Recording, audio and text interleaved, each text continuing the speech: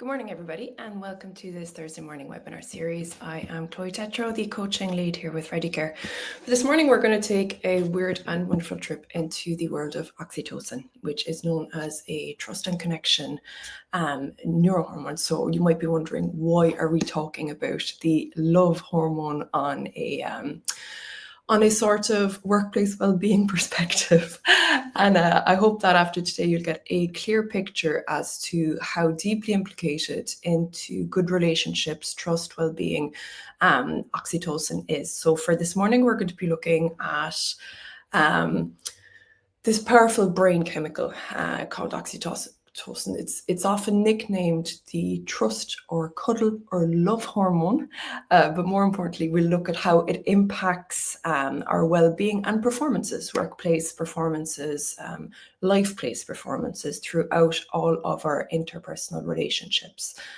We're looking at it specifically today, however, within a workplace setting. So why should professionals care about this hormone? Because oxytocin underlines trust. It underlines bonding and positive connections that make teams and organizations thrive, essentially. So research shows over and over and over again that employees at high trust companies where connection and oxytocin likely flow fairly freely have 74% less stress and 50% higher productivity than those in low trust companies. They're also more engaged and far less likely to burn out. So it isn't just a sort of quote unquote nice to have, it's a massive biological advantage for both resilience and for performance. Over the webinar, we'll unpack the science very briefly, because I have found over the years that I happen to find that part of it far more interesting than most other people do. But essentially, it's just to contextualize what we're talking about here and what it is biologically, what it does psychologically, more importantly. We'll see how oxytocin supports trust, bonding, and emotional regulation and social connection, and why those functions are so critical both to the workplace and to our personal lives. We'll have a little dive into examples of oxytocin in action. So from team dynamics and leadership behaviors to everyday communication you can have at home with your loved ones and not so loved ones. So finally, we'll highlight the evidence-based methods. So I usually like to have something to take away with you at a sort of more practical day-to-day. How can we utilize this and bring it out into the world a little bit? So simple little practices that can help to foster trust and well-being in your own teams and in your own interpersonal relationships at home and away.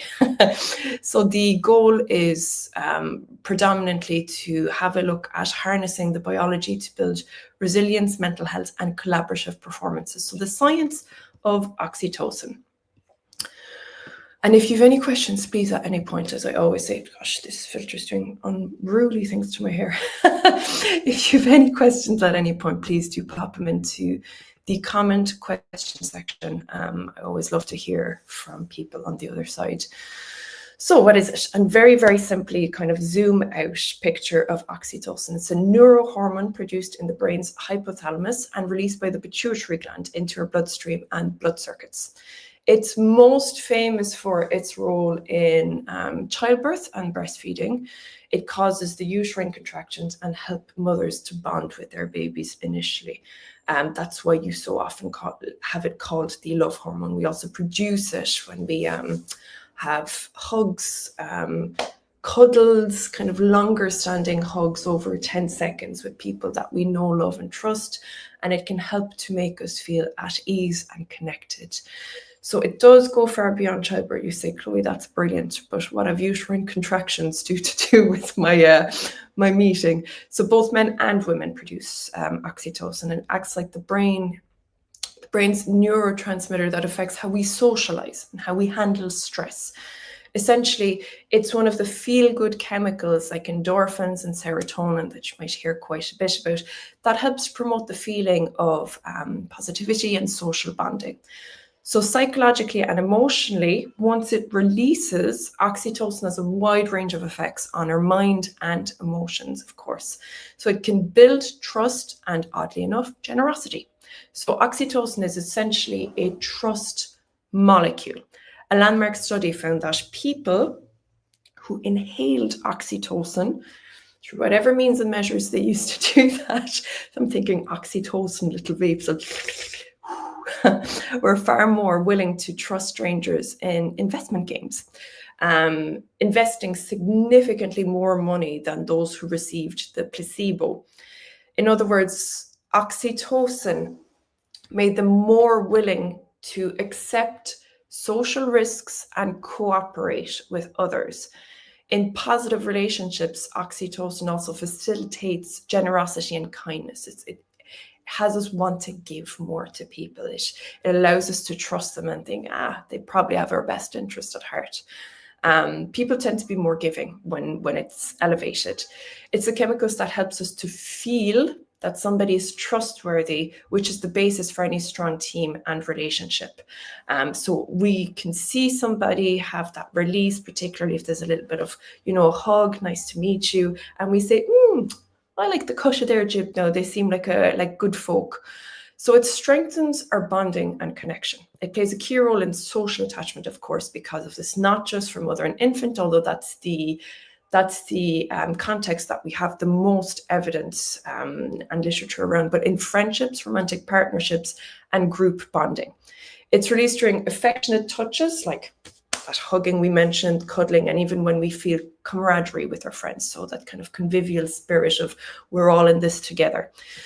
This hormone will help to imprint feelings of closeness and loyalty, which is, whatever they use to inhale, it's a strong one to bottle.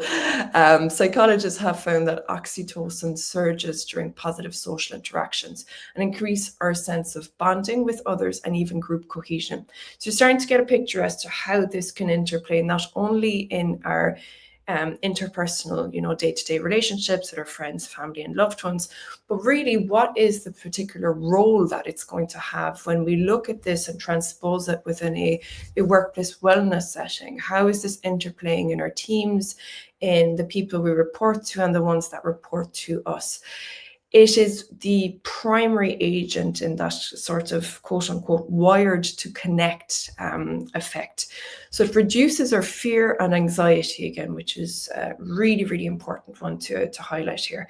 It has a calming, anti-stress effect on the body. It lowers our level of cortisol, which of course in our last chat we mentioned how elevated cortisol, great for if you have a specific project deadline you need to reach, but if you look at the broader sense of elevated cholesterol to chronic levels, things that stay at the kind of fight or flight over and over in a way that we're never hardwired to experience, oxytocin is brilliant for lowering it. So if you look at your workplace relationships of those around that might have, unfortunately, an environmental context where their stress levels are always elevated, they're always struggling, they have an awful lot on their plate and they're finding it very, very difficult to regulate their stress, that oxytocin can be a fantastic way to bring it down a little bit. So starting to get a picture then as to how a positive connected workplace setting can have a massive, massive impact for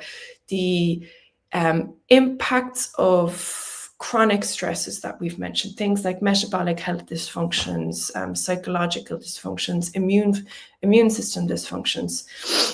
So oxytocin can help to turn down the fight or flight response, and it allows us to maintain calm and emotional stability even when we're under pressure. In everyday terms, what that means is part of why a supportive, encouraging conversation can really ease our nerves, stimulate our parasympathetic nervous system, which is the one that helps us to relax, as opposed to our sympathetic nervous system, which, even though it sounds like it's on our side, is the one that elevates our stress response. So it's biochemically comforting. It improves empathy and social skills. So if you've ever noticed how being close to people that you like, people that you care about can lift your spirits, oxytocin is one of the reasons of this. Again, it's one of our feel-good trifecta with endorphins and serotonin. It not only makes us feel closer, it also helps us to tune into other people's emotions more effectively. Some research suggests that oxytocin can enhance our ability to read social cues, and respond with empathy, which I don't know if you're anything like me, I can probably pick out for the top of my head a few people that could do with a bit more of that. It promotes pro-social behaviors, things like listening more globally, as in listening to understand, not listening to respond, recognize emotions, and responding with care. In fact, oxytocin has been studied as a therapeutic enhancer for conditions like social anxiety, neurodivergence, and a few others because of its potential to improve social functioning. In healthy adults, a burst can simply make you feel more attuned to people around you, which is the foundations of strong communication. So it's important to note that the effects are generally positive, but they can, of course, be a little bit more complex than that. Most of the time, more oxytocin, means more trust, more bonding, more calmness. Context does matter. For instance, high oxytocin can sometimes increase favoritism towards one's in-group or make us too trusting. Thinking back of that high-risk, low-reward study that was done, whereby individuals are more likely to trust people that they don't really have any cause to trust if oxytocin is going, which of course can be the primary reasoning towards trusting people that we like. So just to be mindful of that and counterbalance if that's coming into it a little bit. But really, we're focusing here today on the positive attributes of it. So looking at it in more detail towards, okay, how is this impacting my workplace? What's it doing to my teams? What's it doing to my leadership, my core group, the people I report to and the people that report to me? So imagine a workplace where people feel safe, valued, connected, where colleagues trust each other and have each other's backs. It's not just a warm, fuzzy scenario, it's the portrait of a high-performing organization. And oxytocin, of course, is going to be a big part of this picture. It's the biochemical engine of trust and social bonding, as I've flogged the horse there for the last 10 minutes to really nail that one in. So it's profoundly impacting and influencing how teams collaborate and how leaders and employees relate to one another. To break it down, so the trust and team dynamics, it's often cited as the foundational bedrock of effective teams and organizations. And with it, oxytocin is literally the trust molecule. When you trust a coworker, say you confidently hand off an important project to them, for example, your brain is likely releasing micro amounts, you're microdosing oxytocin at that moment. You're reinforcing that positive social bond. Over time, a high trust team develops a climate where everyone feels psychological safety. Now, Google's most famous project, Aristotle, I was going to say Aristocles, is famous enough for me not to say it properly, but Project Aristotle.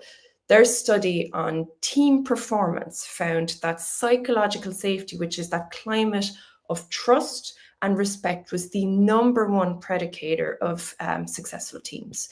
When people feel safe to speak up and know others have good intentions, people have their backs, to give them the psychological leeway to be themselves, make mistakes, ask questions, they communicate more openly, share ideas freely, and collaborate better.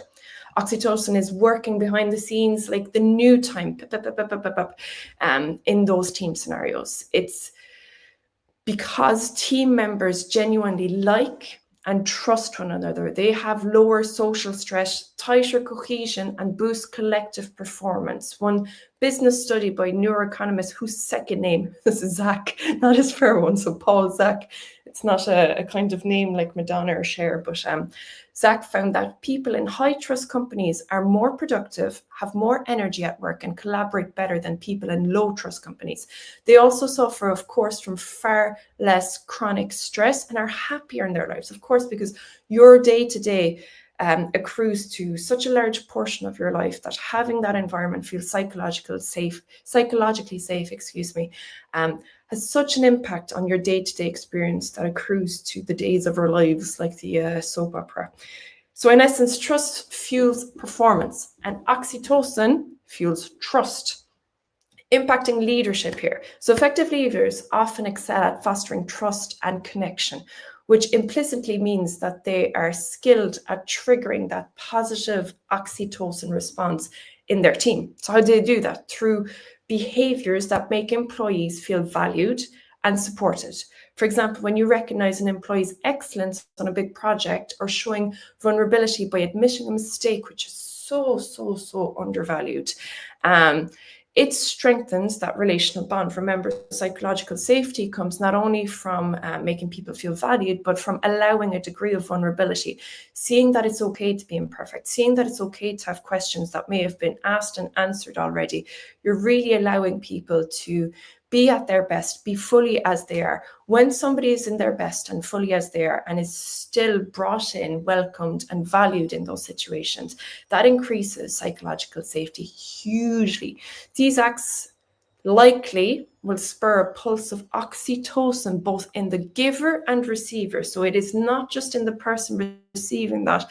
Think of yourself in the manager or leadership role. You too are getting that microdosing pulse of oxytocin. And what happens there is greater cohesion, increased goodwill and loyalty, far better trust between employees, which allows for that energy of communication, of psychological safety to really take place. So that research by Zach discovered that when leaders deliberately engage in trust-building behaviors, now place yourself in the person with a report. You might not be a leader, but if you are a leader of anybody above you, right, anybody that is reporting to you, when you engage in deliberate acts that build trust behaviors like giving praise or sharing information transparently, allowing there to be vulnerability, or even delegating authority, sometimes showing trust in others and their capacity to hold tasks, their employees' oxytocin levels tend to rise, along with employees' engagement and productivity. So another review of Zach's research, there were 8 management behaviors that foster trust: recognizing excellence, inducing challenge, that's stretching goals, right? Allowing somebody to rise to the challenge, and for want of a better word, gives people discretion in how they work. So building autonomy, people, having a long leash and not somebody on top of them every 2 minutes saying, are you still working on that, by the way? And enabling personal growth, sharing information broadly and intentionally building relationship, facilitating a sense of purpose, and lastly, showing vulnerability. Each of these behaviors sends that feedback signal of trust that can prompt an oxytocin result. So the result is this massive positive feedback loop. You have employees who feel trusted, appreciated, and they reciprocate with trust and loyalty, which overall, zooming out and looking at the lattice of how things interplay through the organization, it creates a high engagement culture.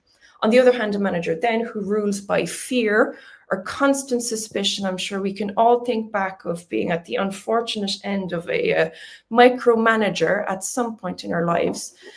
It's a recipe for total disengagement. So you look at the inverse of that. You look at high levels of stress. You look at poor trust, poor likability factor, because an environment void of oxytocin is an environment that's poor in likability. And remember that oxytocin, poor likability, poor trust, poor ability to hand over any task. So the science suggests, and looking at all of this and packing it back in, it suggests that leading with trust is not just a slogan, something that your eyes roll to the back of your head when you see it written somewhere. It is a tangible chemical basis for a positive and engaged workplace. It makes people feel good to be in. It's the difference between you having the Sunday scaries and actually saying, oh, I can't wait to see them now. So communication and empathy then. And I'll start to speak like an auctioneer here because I'm fastly running out of time. Good communication is at the heart of teamwork, as we know, and oxytocin will play a role here as well. And when I'm talking about this, if it's easier to transpose this, not just in the workplace environment, but start to think of people you know, like, and trust in your personal life as well, because it's the same mechanism, just in different, we've different awareness around it playing out, really have. So if you've ever had a kind of heartfelt one-to-one conversation, and heartfelt can be just, something you walk away from and go, because I actually felt like I was heard and understood by that person, be it with a colleague, a mentor, someone in HR, a manager, whatever it may be, and you feel uplifted. right? That's oxytocin at work majorly. When we engage in positive, supportive communication, like active listening, as I said, active listening isn't just saying back what somebody said, that kind of mirroring to the point of being faulty. Yes, mirroring to a fault, that type of thing. Active listening is really trying to listen to the things that aren't being said, trying to really understand somebody's basis and motivation for communicating what they're saying, and not just you thinking, what am I going to say next? Which is the absolute killer of any positive conversation. Sharing a degree of personal stories where work appropriate. So allowing yourself to say, yeah, I actually can relate to that hugely. I've had experiences with that in the past. It doesn't mean that you relay all of your drag out a therapist's couch in the middle of a manager feedback session, but it essentially means that you're allowing yourself to be a person fully at work, and you're sharing a degree of personal stories and vulnerability, expressing appreciation, and saying, breaking the fourth wall and saying, thank you so much for actually listening. This means the world to me. When all of these things are active in communication and empathy at work, we strengthen our social connections. Biologically speaking, it's all being zapped into place, and it is strengthening and releasing that oxytocin, which reinforces that trust and safety factor.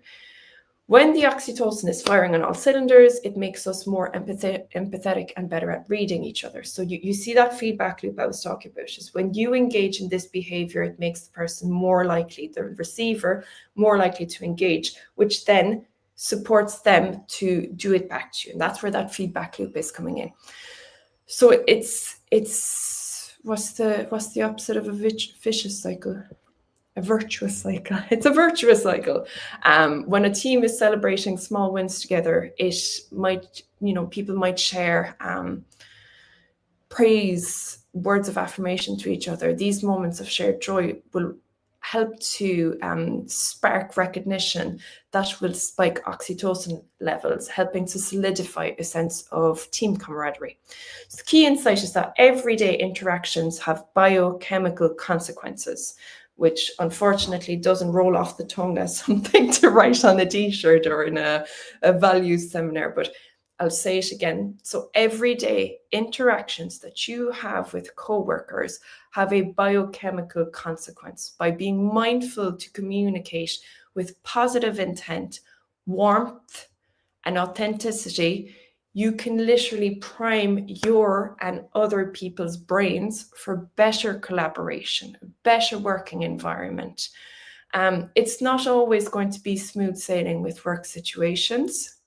Conflicts arise. It's a natural part of having lots of humans on the one task together. Oxytocin's roles becomes interesting here. So when teams with strong oxytocin bonds, aka high trust, come together in conflict situations, they're much, much better at weathering stress and promote resilience. So firstly, there's underlying trust that is already established. Even tough feedback or disagreements are more likely to be viewed through a lens of goodwill, i.e. they're not just trying to pick on you, tear you down, make you feel silly in front of the rest of the team. They know that that person has good intentions, even if you disagree. And that's where really proactively fostering the collaborative environment is important to do, not just in a reactionary standpoint, i.e. we're already in a state of conflict, people don't trust each other, now all of a sudden we're having little meetings about collaborating and trust. These things have to be already in place. They need to be a foundational bedrock that are securely in place, so that when conflicts do arise, there is already that goodwill there. It is buffering stress response that people have. And as we talked about in our previous chat, when people are undergoing stress responses, it shows up in lots of different ways. We often look at the physiological aspects, so more time off, immune system down, fatigue, this, that, and the other. But one of the greatest tellers that's often not recorded and captured in these signposting of chronic stress is how you react to other people. So I said it last time and I'll say it again, how I react when I'm hyper stressed and how most people react is their capacity for empathy and for listening to others squishes down to a very, very narrow window of tolerance. They can't listen to people give feedback, they can't listen to criticism in the same open-minded way that they previously would have. So if you have a collaborative environment with oxytocin flowing, trusted teams, goodwill, people knowing that people have each other's backs, when stress inevitably comes up and people's window of tolerance starts to reduce, it really helps to facilitate emotional regulation in group settings, and understanding where people's capacity to hold others starts to come down.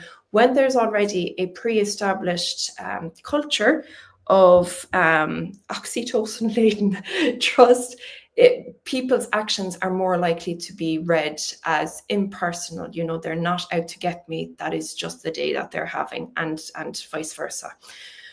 Overall workplace well-being, if I could say it now, I'd be laughing. Workplace well-being and mental health. So finally, just to wrap up, because I am, as always, running out of time, consider the broader impact on well-being. So oxytocin is a hidden factor in all of these areas. There's less turnover, higher employment retention and employee retention when people want to stay in their jobs, when they don't have the Sunday scaries.